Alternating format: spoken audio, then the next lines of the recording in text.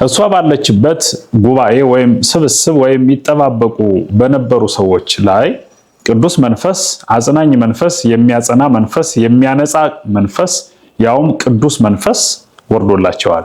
በእግሩ መሄድ ባይችል በአህዮች ጀርባ ላይ እየተሳፈረ በቅርጫት እየሆነ እንደ ማቴሪያል ወንጌልን ያዳርስ የነበረበትን ሁኔታ የሾለ ብረት፣ የተሳለ ስለት፣ የነደደ እሳት፣ የተዘጋጀ ሰንሰለት፣ የተከፈተ እስር ቤት ባለበት የተቆፈረ ገደል፣ የሚጮሁ የሚያኝኩ አናብስት ባሉበት ሃይማኖታዊ ሆነን ሃይማኖታዊውን ነገር እየሰራን ባለንበት ጊዜ ሁሉ እነዚህ ነገሮች ሲመጡ አካለ ስጋው በቢላ እየታረደ በቁሙ ቆዳው እየተገፈፈ አካሉ ተቆራርጦ አጥንቱ እስኪቀር ድረስ አካሉ እየተቆራረጠ ለዚያ ለአላውያን በጎች ምግብ እስኪሆን ድረስ መከራና ግፍ ሲፈጸምበት በሚያስፈሩ ነገሮች መካከል አስፈሪ ሆነው ወንጌልን ግን እንዳይቋረጥ ይሰሩ የነበሩ ናቸው። መንፈስ ቅዱስ ለካ የሚያጸና ነው፣ ልክ ነው እንድንል ያደርገናል። መልክዓ ክርስቶስን በመልክዓ መሬት ላይ እየጻፉ ያለፉ ቅዱሳን አባቶቻችን በገበበ ምድር ተጥለው ነበረ። እየገፈፉ እየገረፉ የገዛ ቆዳውን በገዛ ቆዳው አሸዋ ሞልተው አሸክመው ሃይማኖት ያለኝ የምትል ሰው በሙሉ እንደዚህ አይነት ችግር ይደርስብሃል፣ ይሄን ያየ ተቀጣ ብለው በከተማው መካከል ሲያዞሩት ፎቅ ተደርምሶ 7 ልጆቹ በሙሉ ድንገት የሞቱበት ሰው ሌላ 8ኛ ልጅ ነበረው እና እሱም ሞተበት። ጀርባችን ሊሸከመው የማይችል ጀርባችን ሊያጎብጥ የሚችል መከራ በደረሰብን ጊዜ ሁሉ አስተማማኙ ፍቱን መድኃኒት ለኛ ከማይሆኑ የኛን ነፍስ ሊያቆሽሹ ከሚችሉ ነገሮች ሁሉ ያነጻል። 24 ሰዓት ጮኸን እድሜ ልካችን ጮኸን መሰብሰብ ሳይሆን መበተን መገለጫው በሆነበት ዘመን የመጣያ የመከፋፈያ የመደባደቢያና የመገዳደያ ምክንያት መሆን የለበትም። በዚያ በተለያየ ቋንቋ ሲያስተምር የሰሙ ሰዎች እንዴ ሰክሯል እንዴ ይሄ ሰው ብለውት ነበረ። ሰዎችን መሰብሰብ ካለብን፣ ሰዎችን ለጽድቅ ማብቃት ካለብን፣ ሰዎች በአንድነት ሆነው ወደ ገነት እንዲገቡ እንስራ ከተባለ በዚህ ምድር ያሉ ሊያጎብጡን ይችላሉ የምንላቸው ችግሮች ሁሉ የኛን አንገት የኛን ጀርባ ሊያጎብጡ ዝቅ ሊያደርጉ የሚችሉት በዙሪያችን የከበቡንን የኃጢአትን ታዋሲያን እያቃጠልን መኖር ይሻላል ወይስ ኃጢአት በእኛ ላይ ነግሶብን ሁልጊዜ ጎብጠን መኖር ይሻለናል?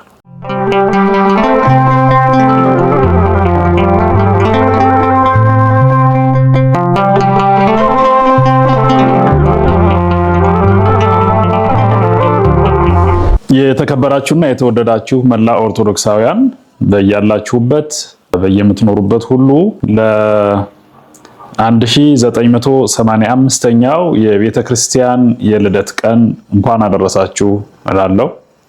ዛሬ እንደምታውቁት በዓለ ጰራቅሊጦስ ነው። ጌታችንና መድኃኒታችን ኢየሱስ ክርስቶስ ካረገ በ50ኛው ቀን መንፈስ ቅዱስን ለደቀ መዛሙርቱ የሚያልየቅ የሚያጸድቅ ፍርሃትን ኀፍረትን ድንቁርናን የሚያርቅ ቅዱስ መንፈስ በደቀ መዛሙርቱ ላይ ያሳደረበት ለደቀ መዛሙርቱ የላከበት ልዩ ቀን ነው። ይህን በዓለ ጰራቅሊጦስን ኦርቶዶክሳዊት ተዋሕዶ ቤተክርስቲያን በአስተምህሮቷ ውስጥ የቤተክርስቲያን የልደት ቀን ትለዋለች። ቤተክርስቲያን የተወለደችው በዕለተ ዓርብ ነው፣ በዕለተ ስቅለት ነው ብንልም እንደ ዋና ነገር ግን የሚወሰደው በዓለ ጰራቅሊጦስ ነው። በዓለ ጰራቅሊጦስ ደቀ መዛሙርቱ በ40ኛው ቀን ወደ ሰማይ ሲያርግ በቢታንያ ወደ ሰማይ ሲያርግ በኢየሩሳሌም ጸንተው ተረጋግተው ምንም አይነት ያልተረጋጋ እሳቤ በውስጣቸው ሳይኖር በፍጹም ተስፋና ፍቅር እንዲጠብቁት ነግሯቸው በ40ኛው ቀን ወደ ሰማይ አርጓል። በ50ኛው ቀን ይጠብቁት ለነበሩት ሁሉ እመቤታችንን ጨምሮ እመቤታችንም በደቀ መዛሙርቱ መካከል ሲያርግ ነበረች። ሲያርግ ወደ ሰማይ አብራ ነበረች ከደቀ መዛሙርቱ ጋራ። መንፈስ ቅዱስም ለደቀ መዛሙርት ሲወርድላቸው እመቤታችንም አብራ ነበረች። እመቤታችን አብራ የነበረችው የድንቁርና የፍርሃት የማፈር ወይም ሐዋርያት ላይ ያለው ነገር ስለነበረባት ያ መንፈስ ቅዱስ ለእርሷ ስለሚያስፈልጋት ሳይሆን እርሷ ከዚያ በላይ መሆኗ የአምላክ እናት መሆኗ የድንቁርና ያለማወቅ እንደነዚህ አይነት ነገሮች የማይመለከቷት የማይጠጓት መሆኗ እንደተጠበቀ ሆኖ ቅዱስ መንፈስ ከሰማይ ለደቀ መዛሙርት ሲወርድ እሷ ግን በመካከላቸው አብራ ነበረች። እሷ ባለችበት ጉባኤ ወይም ስብስብ ወይም ይጠባበቁ በነበሩ ሰዎች ላይ ቅዱስ መንፈስ፣ አጽናኝ መንፈስ፣ የሚያጸና መንፈስ፣ የሚያነጻ መንፈስ ያውም ቅዱስ መንፈስ ወርዶላቸዋል። መንፈስ ሁለት አይነት ነው ምዕመናን። አንደኛው ርኩስ ይባላል። አንደኛ ያልሁት የማንፈልገው ጽዩፍ በመሆኑ አንደኛ ብለን ከኛ እናስወግደው በሚል ነው እንጂ በደረጃ ቅዱስ መንፈስ ነው አንደኛ። ቅዱስ መንፈስ የተለየ የተቀደሰ የሚቀድስ እና ባህሪያት አሉት በቀጣይ የምንመለከታቸው። ርኩስ መንፈስ ደግሞ ይታወቃል፣ ዝርዝር ነገሩ በተግባሩ ስለሚታወቅ ሐዋርያት ላይ የወረደላቸው ቅዱስ መንፈስ ነው። ቅዱስ መንፈስ እንዲወርድላቸው መጀመሪያ ደቀ መዛሙርት መስፈርቱን አሟልተው ነበረ። የመጀመሪያው በኢየሩሳሌም ከተማ ቆዩ ተብለዋል፣ ቆይተዋል። ቆዩ የሚባለው በአካል ብቻ አይደለም። ጠብቁ የተባሉት በአካል በአንድ ቤት ዘግታችሁ ተሰብስባችሁ ከቤት ውጪ ወደ የትኛውም ሳትንቀሳቀሱ ማለትን አያካትትም። በአንድ ሐሳብ ቅዱስ መንፈስ ይወርድልናል፣ እግዚአብሔር ቆዩ ብሎናል። ቆዩ ያለንን ደግሞ ያለበትን ምክንያት ሊያደርግ ስለፈለገ ነው፣ ያደርገዋል። የኛ ጌታ ያለውን ስለሚያደርግ ብለው ያመኑት እምነት ነው። ቆዩ ደይጸኑ ባሉበት ተሰብስበው ነበር የሚያሰኛቸው እንጂ በአንድ ቤት ተዘግተው እንደነበሩበት ታሪክ የሚያስታውስ አይደለም። ስለዚህ ሰብሰብ ብሎ አእምሮን ሰብስቦ በአንድ እምነት ክትት ባለ አእምሮ መድኃኒታችንን ምንጠባበቅ በሆነበት ዘመን የማይመጣልን የማይሰጠን ነገር እንደሌለ ማሳያ ነው። አዎ ተናግሯል፣ ያደርገዋል የኛ ጌታ ብለው አመኑ። ያመኑት ጌታ የታመነ ስለሆነ በ50ኛው ቀን ወይ ካረገ በ50ኛው ለነሱ ከተናገረ ወይም ወደ ሰማይ ካረገ በ10ኛው ቀን ቅዱሱን መንፈስ ከሰማይ ለደቀ መዛሙርቱ እንደ እሳት እየተከፋፈለ እንዲሰጣቸው ፈቅዶ ወዶ አደረገው። ነገሩ ምንድነው? ቅዱስ መንፈስ የሚለውን ባህሪውን ለማየት ወይም መገለጫውን ወይም ትርጉሙን ለማየት መንፈስ ቅዱስ ማለት ምን ማለት ነው ከተባለ መንፈስ ቅዱስ አንደኛ የሚያጸና ነው። አሐዱ አብ ቅዱስ፣ አሐዱ ወልድ ቅዱስ፣ አሐዱ ውእቱ መንፈስ ቅዱስ ብለን በምንቀድስ ጊዜ የምንተረጉመው ያ ቃል ሲተረጎም የሚለው አለ። መንፈስ ቅዱስ አንደኛ የሚያጸና መንፈስ ነው። የሚያጸና ማለት ምን ማለት ነው?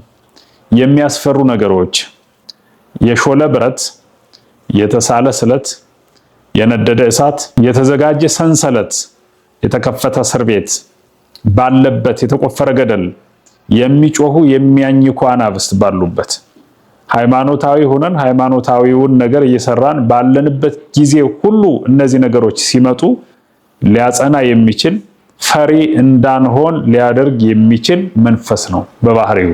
ይህንንም በእነ ቶማስ ዘህንደኬ በእነ ቶማስ ዘመራስ መመልከት እንችላለን።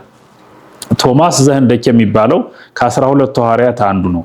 አካለ ስጋው በቢላ እየታረደ በቁሙ ቆዳው እየተገፈፈ አካሉ ተቆራርጦ አጥንቱ እስኪቀር ድረስ አካሉ እየተቆራረጠ ለዚያ ለአላውያን በጎች ምግብ እስኪሆን ድረስ መከራና ግፍ ሲፈጸምበት እሱ ግን በሃይማኖቱ ጸንቶ ሃይማኖቱን ለኦርቶዶክሳውያን ኦርቶዶክሳዊ ላልሆኑትም የሰበከና እንደዚህ አይነት ጽናት የነበረው መሆኑን ስናይ አሃ መንፈስ ቅዱስ ለካ የሚያጸና ነው፣ ልክ ነው እንድንል ያደርገናል።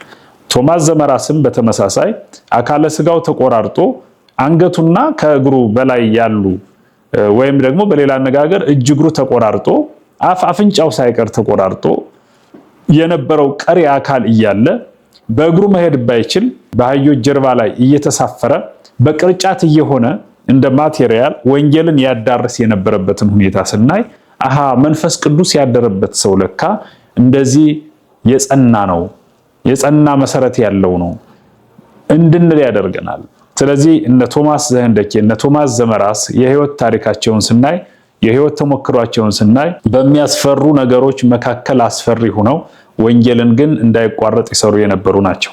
በጣም የሚገርመው ቶማስ ዘመራስ የሚባለው በዘመነ ሰማዕታት ገደል ውስጥ ተጥሎ እዚያው ረሃብ ይግደለው ቀሪ አካሉ ተቆራርጧል። ነፍሱን ከስጋው ለመለየት ግን ረሃብ ይግደለው ተብሎ ወደ ገደል ተጥሎ በነበረ ጊዜ ወደ ገደል ሲጣል አንድ ያየችው ደግ ሴት ስለነበረች ትንሽ ምግብና ውሃ ተሰጠው ስለነበረ ነፍሱ ከስጋው ሳትለይ እንድትቆይ ሆኖ በዘመነ ቆስጠንጢኖስ ሊቃውንት ይሰብሰቡ ተፈልገው ይምጡ ሲባል ተፈልገው ከተገኙ ሰማዕታት ሊቃውንት መካከል አንዱ ቶማስ ዘመራስ ነበረ። ቶማስ ዘመራስና ሌሎቹም ባላውያን በክፉ ሰዎች ሃይማኖትን በሚጠሉ ሰዎች ተወርውረው ወደ ገደል የተጣሉ ቅዱሳን አባቶቻችን በመንፈስ ቅዱስ የጸኑ ስለነበሩ የሚያጸና መንፈስ በላያቸው ላይ ስለነበረ በተጣሉበት በግበበ ምድር ውስጥ ሆነው ይጽፉ ነበረ። ዛሬም በአንዳንድ እነሱ ተጥለውባቸው በነበሩ ግበበ ምድር እንላቸዋለን፣ የመሬት ዋሻ ማለት ነው። በዚያ ውስጥ የተጻፉ ጽሑፎች አሉ። መጽሐፍ ቅዱስ በድንጋይ ላይ ተጽፎ፣ መስቀል በድንጋይ ላይ ተቀርጾ፣ ስመ እግዚአብሔር በተራራዎች ጀርባ ላይ ተጽፎ የሚገኘው እንደነ ቶማስ ዘመራስ አይነቱ ተጥሎ እያለ እንኳን ስራ ይሰራ የነበረ ነው። እጅ ሳይኖረው እጅ ያላቸውን ቃለ እግዚአብሔር እየነገረ እንዲጽፉ እያደረገ መልክዓ ክርስቶስን በመልክዓ መሬት ላይ እየጻፉ ያለፉ ቅዱሳን አባቶቻችን በግበበ ምድር ተጥለው ነበረ እና እነ ቶማስ ዘመራስ ብቻ ሳይሆን ብዙ ቶማሳውያን እንደዚህ ጨከን ብለው እንደዚህ በርታ ብለው ሃይማኖታቸውን ለኛ ያደረሱበት መንገድ መንፈስ ቅዱስ የሚያጸና ስለሆነ የሚያጸና ቅዱስ መንፈስ በእነሱ ላይ ስለነበረ ነው። ወደ መጀመሪያውም ስንመጣ ቶማስ ዘህንደኬ የሚባለው ሐዋርያው እየገፈፉ እየገረፉ የገዛ ቆዳውን በገዛ ቆዳው አሸዋ ሞልተው አሸክመው ሃይማኖት ያለኝ የምትል ሰው በሙሉ እንደዚህ አይነት ችግር ይደርስብሃል፣ ይሄን ያየ ተቀጣ ብለው በከተማው መካከል ሲያዞሩት ይሄንን የተመለከተች የቤተ መንግስቱ ኃላፊ ባለቤት ደንግጣ በመሞቷ ምክንያት ከሞት እንዳስነሳት ሁሉ ተጽፏል። ቶማስ ዘመራስ ቶማስ ዘህንደኬ ደሙ እየፈሰሰ ስጋው ተቆርሶ አጥንቱ ቀርቶ ታምር ይሰራ ነበረ። መንፈስ ቅዱስ ያደረባቸው ሰዎች የሚያጸና በመሆኑ ቅዱስ መንፈሱ የሚያደርጉት እጅግ የሚገርም ነው። ምን ሆነ መሰላችሁ ኦርቶዶክሳውያን?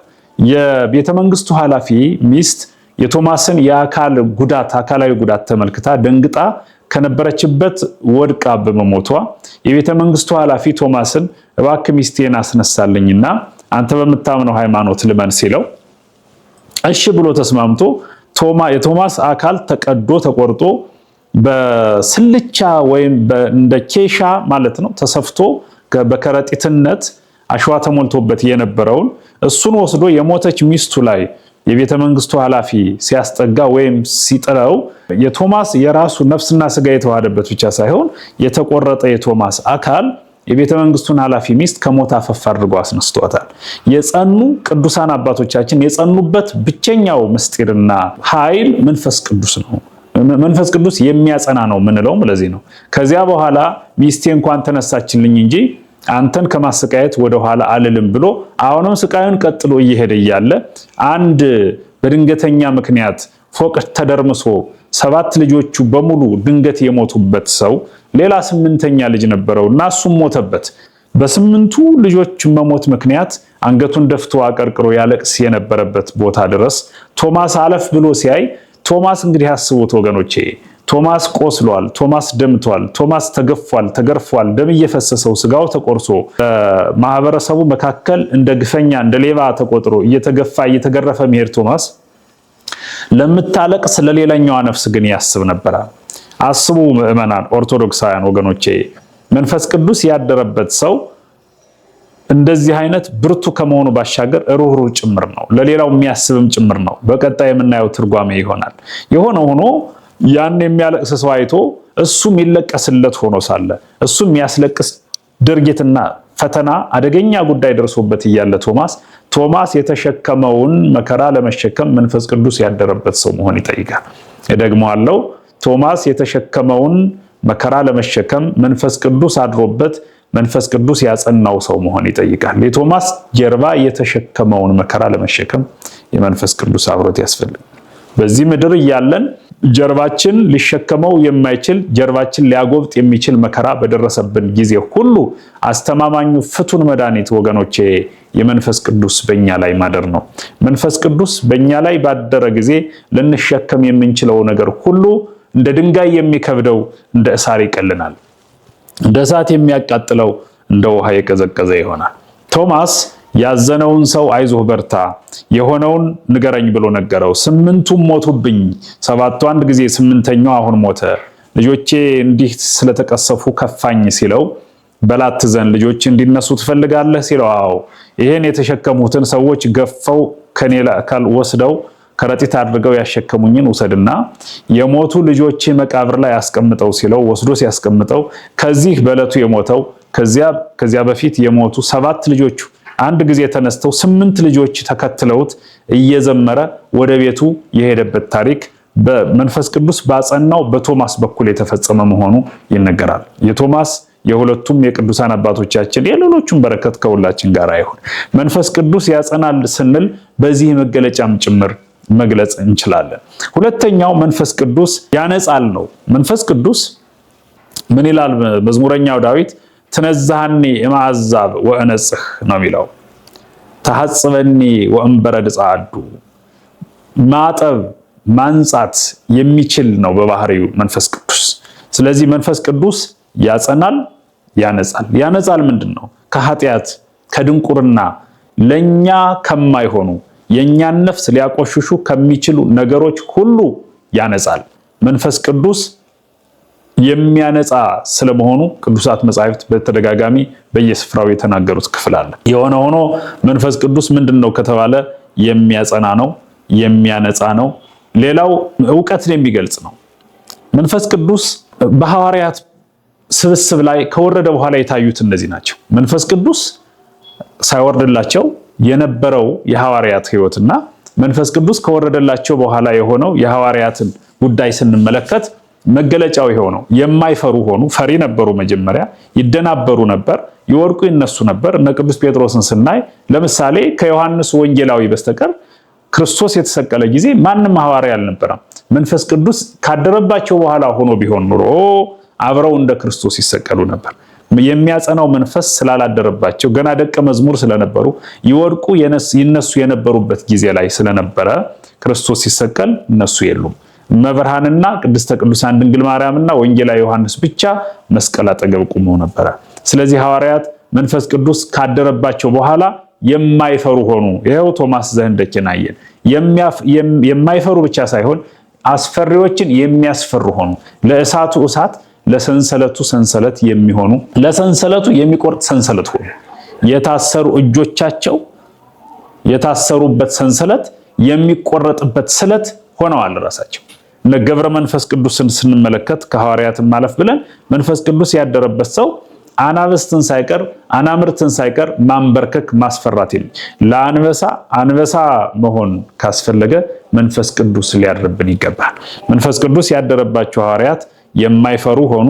ድንቁርና የሚባል ከነሱ ተወገደ። ከአንድ ቋንቋ ከሁለት ቋንቋ አልፈው በ72 ቋንቋዎች መናገር ጀመሩ።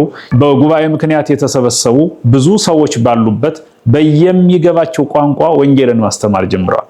የኤላሚጤ ከየአካባቢው አህጉር የመጡ ሰዎች እነዚህ ሰዎች እናውቃቸዋለን፣ ይሄን ሁሉ ቋንቋ ይችላሉ እንዴ? ከየት መጣ ብለው እስኪገረሙ ድረስ ቅዱስ መንፈስ ካደረበት በኋላ ቅዱስ ጴጥሮስ ተነስቶ ሲናገር ሰከረ እንዴ እስኪባል ድረስ ደርሷል። ወገኖቼ መንፈስ ቅዱስ ያሰከረው ሰው ሁሉን አንድ ያደርጋል። መንፈስ ቅዱስ ያሰከረው ሰው አንድ ጊዜ ተናግሮ ሺዎችን አንድ ጊዜ ይሰበስባል። መንፈስ ቅዱስ ያደረበት ሰው የተበተኑትን የመሰብሰብ ጉልበቱ ፍጥነቱ መለኪያ የለውም። ቅዱስ ጴጥሮስም ያደረገው ይሄን ነው። በጠዋቱ ተነስቶ መንፈስ ቅዱስ ካደረበት በኋላ በሐዋርያት ሥራ ላይ እንደተመዘገበው ማስተማር ጀመረ።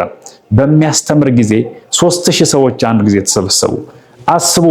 በተለይ የኔ ጓደኞች መምህራነ ወንጌል፣ ሰባኪያነ ወንጌል 24 ሰዓት ጮኸን፣ እድሜ ልካችን ጮኸን፣ መሰብሰብ ሳይሆን መበተን መገለጫው በሆነበት ዘመንና ቅዱስ ጴጥሮስ በአንድ ኃይለ ቃል የሰበሰበውን 3000 ሕዝብ ስናስብ የኛ አገልግሎት ገና ትንሽ እንደሆነ መንፈስ ቅዱስን በልኩ እንዳላደረብን ልንተጋ እንደሚገባን የምንማርበት መልእክት አለው። የቅዱስ ጴጥሮስ በረከት ከሁላችን ጋር ይሁን።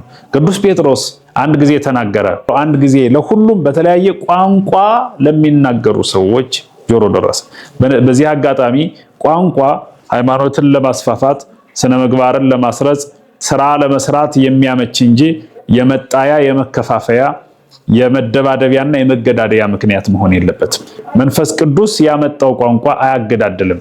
መንፈስ ቅዱስ ያመጣው ቋንቋ አያጣላም። መንፈስ ቅዱስ ከሆነ ያን ቋንቋ ያመጣው ያሳራል፣ ያሰራል፣ አብሮ ያኖራል፣ ያጸድቃል፣ ያፋቅራል፣ ያዋድዳል እንጂ የሚያለያይ አይሆንም። አንዳንድ ጊዜ ቋንቋዎች ከምን እንደመጡ ሁሉ መጣራት ይኖርባቸዋል ብለን እናምናለን። ከመንፈስ ቅዱስ ከሆነ የመጡ ለጽድቅ አንድ አድርገው ትውልዱን የሚያጎርፉ ነው የሚሆኑት። ስለዚህ ቋንቋዎቻችን መንፈሳዊ ስለመሆናቸው ትክክለኛ ስለመሆናቸው ከየት የመጡ ስለመሆናቸው ሁሉ ቢጣሩ የተሻለ ነው የሚሆነው። ዛሬ ትውልዱ በቋንቋ ምክንያት ተለያይቶ የየራሱን ጎራ ከፍሎ የምንመለከትበትም አጋጣሚ ስላለ የሆነ ሆኖ ኦርቶዶክሳውያን በዓለ ጰራቅሊጦስ ሲከበር የቤተ ክርስቲያን የልደት ቀን መሆኑ እንደተጠበቀ ሆኖ ቅዱሳን ሐዋርያት ፈሪ ከነበሩበት የማያውቁ ከነበሩበት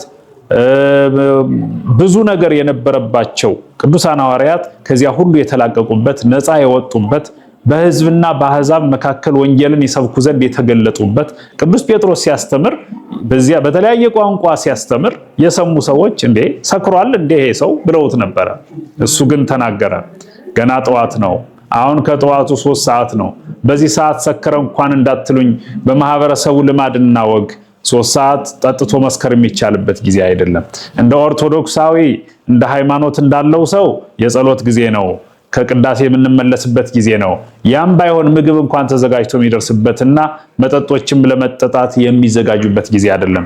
እኔ ያው ሰክሬያለሁ፣ የሰከርሁ ግን በቅዱስ መንፈስ ነው፣ እናንተ በምትሉት መንገድ የሰከረ ማንነት የለኝም ብሎ የሰከረ መሆኑን ሳይክድ ነገር ግን የሰከረ በቅዱስ መንፈስ መሆኑን በጠላ በወይን ጠጅ በአስካሪ ነገሮች በአልኮል የሰከረ ሰው 3000 ሰው ሊሰበስብ አይደለም 3000 ሰው ሊገል ነው የሚችለው። ቅዱስ መንፈስ ያሰከረው ሰው ግን በአንድ ቃል ሺዎችን ይሰበስባል። ወገኖቼ ሰዎችን መሰብሰብ ካለብን፣ ሰዎችን ለጽድቅ ማብቃት ካለብን፣ ሰዎች በአንድነት ሆነው ወደ ገነት እንዲገቡ እንስራ ከተባለ ቅዱስ መንፈስ ሊሞላብን፣ ቅዱስ መንፈስ በእኛ ላይ ቦታ ኖሮት ስራ ሊሰራብን ይገባል። መንፈስ ቅዱስ ባላደረብን ጊዜ ሁሉ የሰራናቸው ስራዎች ይበታትናሉ፣ ይከፋፍላሉ፣ ያገዳድላሉ፣ ያጣላሉ፣ ይለያያሉ እንጂ አንድ ሊያደርጉ ሊያጸድቁ አይችሉም። የቅዱስ መንፈስ መለያው ይህ አይደለም፣ አንድ ማድረግ ነው። መንፈስ ቅዱስ ሊሞላብን ይገባል። ቅዱስ መንፈሱ እንጂ ሌላ ነገር በእኛ ላይ እንዳይሞላ ቅዱስ መጽሐፍ ይናገራል።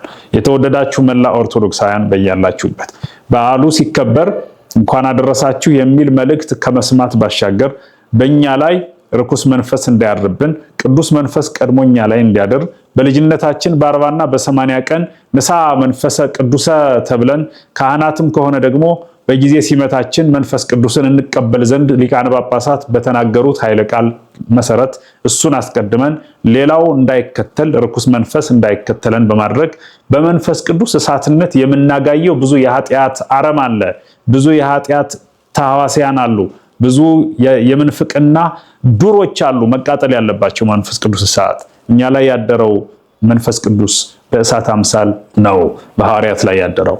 ስለዚህ መንፈስ ቅዱስ ያደረባቸው ሐዋርያት የሚናገሩት ከሰው ሁሉ አእምሮ በላይ ሆኖ መነጋገሪያ እስኪሆን ደርሷል።